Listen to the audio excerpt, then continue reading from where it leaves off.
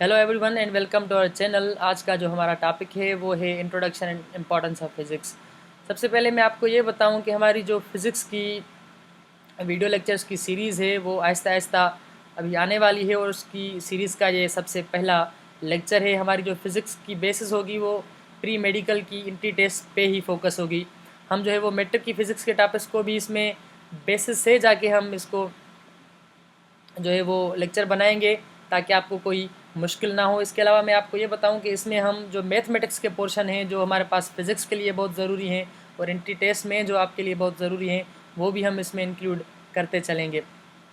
तो मैं आपको बताऊं कि फ़िज़िक्स में जो इसका इंट्रोडक्शन ये है कि हम we study the energy and matter and specially energy. And हमारे पास जो पुराना ज़माना था जिससे उसमें जो फिज़िक्स थी उसमें पार्टिकल्स अलग होते थे, एनर्जी का जो पोर्शन था वो अलग था, तो उसको हम क्लासिकल फ़िज़िक्स कहते हैं और न्यूटनियन फ़िज़िक्स भी कहते हैं क्योंकि उस दौर में न्यूटन का जो है वो बहुत ही इम्पोर्टेंट रोल रहा है। इसके बाद क्वांटा की डिस्कवरी हुई बाय प्लैंक्स क्वांटम, तो फिज़िक्स को हमने दो पोर्शन में डिवाइड कर लिया। एक क्वांटम फिज़िक्स बन गई जिसमें प्लैंक्स क्वांटम और अल्बर्ट आइंस्टाइन की बहुत जो है वो मेहनत है और उनका बहुत काम शामिल है। तो सबसे पहले मैं आपको ये बताऊं कि इस वीडियो में हम डिस्कस करने जा रहे हैं कि फ़िज़िक्स की प्री एंट्री टेस्ट के लिए क्या इम्पोर्टेंस है, और इसके अलावा जब हम डॉक्टर बनेंगे, मेडिकल कॉलेज में जाएंगे, तो मेडिसिन में इस फिज़िक्स की क्या इम्पोर्टेंस है। क्या ये ज़रूरी है कि हम मेडिसिन में जाके भी फ़िज़िक्स पढ़ें या हम जस्ट मेडिकल टेस्ट को पास करने के लिए ही फ़िज़िक्स पढ़ते हैं। तो चलो साथियों, हम ये डिस्कस करते हैं कि फ़िज़िक्स जो है वो बोरिंग सब्जेक्ट है या इंटरेस्टिंग है, ये मुश्किल है या आसान है। तो मैं आपको इस स्लाइड पे ये बताऊं कि अगर आप अपनी डेली लाइफ को देखें तो आपको बहुत से एग्जांपल्स मिलेंगे फ़िज़िक्स की एप्लीकेशंस के। जैसे कि आप मोटर व्हीकल्स देख लें कि उनमें हम कैसे पेट्रोल इनपुट करते हैं तो उनमें से कैसे एनर्जी जो है वो आउटपुट होती है और उस एनर्जी को इस्तेमाल करके हम डाइवर्ट करके उस व्हीकल को एक जगह से दूसरी जगह मुंतकिल करते हैं। और काफ़ी ऐसी मशीनें हैं जो उस एनर्जी को इस्तेमाल करके हम हमारे जो मुश्किल से मुश्किल काम हैं जैसे हैवी लिफ्टिंग हो गई या एक जगह से दूसरी जगह का हैवी लोड ट्रांसफ़र हो गया या लिफ्ट हो गई, उसको कैसे आसान बनाती है। कैसे हम जो है वो लाइट को जलाते हैं, कैसे बिजली से हम फैंस को चलाते हैं, एसी को चलाते हैं, ये सब जो हमारे पास एप्लीकेशंस हैं ये फ़िज़िक्स की हैं। अच्छा, हम आते हैं उसकी डिफ़िकल्टी पे। तो मैं आपको ये बताऊं कि फ़िज़िक्स जो है वो साइंस का एक, आप ऐसे समझें कि बहुत ही इम्पॉर्टेंट सब्जेक्ट है।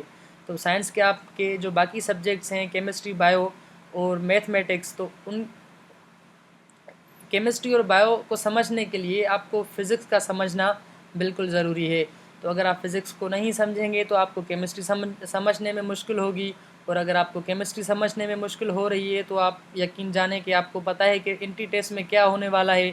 अगर आपको सिर्फ़ और सिर्फ बायो आती है और फिज़िक्स और केमिस्ट्री में आपका कोई अच्छा रिकॉर्ड नहीं रहा है या आपकी अच्छी प्रैक्टिस नहीं है, तो आपकी परफॉर्मेंस जो है वो बिल्कुल वेस्ट जा सकती है। आपकी जो एनर्जी है वेस्ट जा सकती है और आपका जो सफ़र है डॉक्टर तक का वो शायद जो है वो फ़िज़िक्स के बगैर मुश्किल हो जाए। तो मैं आपको बताऊं कि अगर आप फ़िज़िक्स को सही तरीके से पढ़ लें, सही तरीके से समझ लें कि कितनी ये आसान होती है और कितनी इंटरेस्टिंग होती है, तो आपके जो केमिस्ट्री और बायोलॉजी का सब्जेक्ट है वो भी आसान हो जाएगा। और मैं उम्मीद करता हूं कि आपका जो मेडिकल लाइफ की तरफ जो सफ़र है वो भी बिल्कुल आसान हो जाएगा।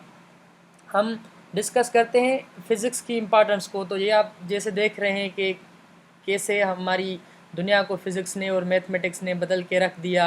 हम कैसे सालों का सफ़र या महीनों का सफ़र जो तय करते थे एक कंट्री से दूसरी कंट्री तक, वो हमारा अभी चंद घंटों पे हो गया है। कैसे हमें रोशनी की कितनी किल्लत होती थी और हमारे पास अभी जो है वो कितने डिजिटल सिस्टम आ चुके हैं। और ये देखें आप, इंटरटेनमेंट पे भी फ़िज़िक्स का बहुत इम्पोर्टेंट रोल है। इसके अलावा इलेक्ट्रिसिटी, माइक्रो इलेक्ट्रॉनिक्स, मोबाइल हो गई, आपके जो भी डिजिटल वर्क्स हैं उसमें भी फ़िज़िक्स का बहुत इम्पोर्टेंट रोल है।